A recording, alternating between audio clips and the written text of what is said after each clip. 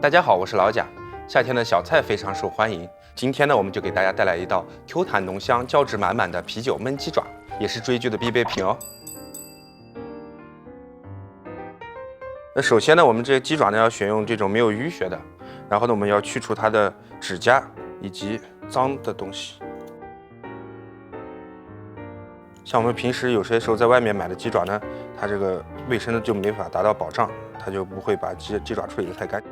所以我们自己在家做的话，相对来说更卫生。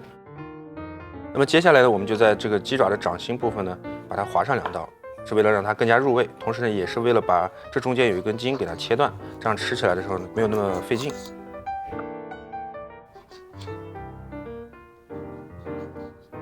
鸡爪的冷水下锅，接着呢，我们加入姜片、料酒去腥。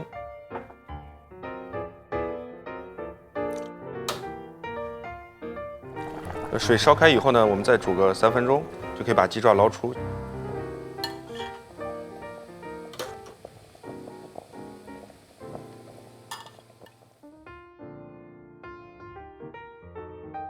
我们就开始最后一步的焖炒了。首先呢，先把火打开，锅烧热之后呢，我们就可以先倒油了，然后加入蒜子和姜片，把蒜子和姜片爆香。再加入冰糖炒糖色，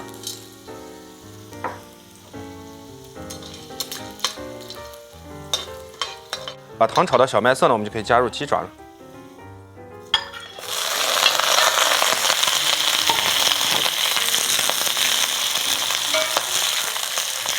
然后我们加入香料，加入3片香叶，加入2片干辣椒，加入2个八角。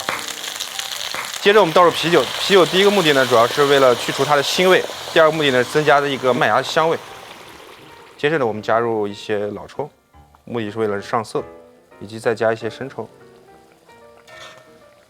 接着我们再翻炒一下，如果不够咸的话，我们就再加一点盐进行调味。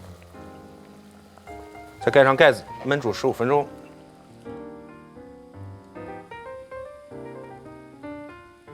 那么鸡爪现在是个脱骨的状态，我们就可以开盖。大火收汁了。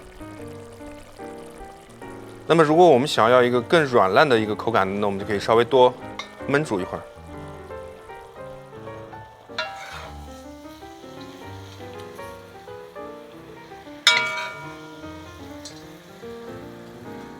再撒上白芝麻，啤酒焖鸡爪就做好了。这个颜色真叫人上头啊！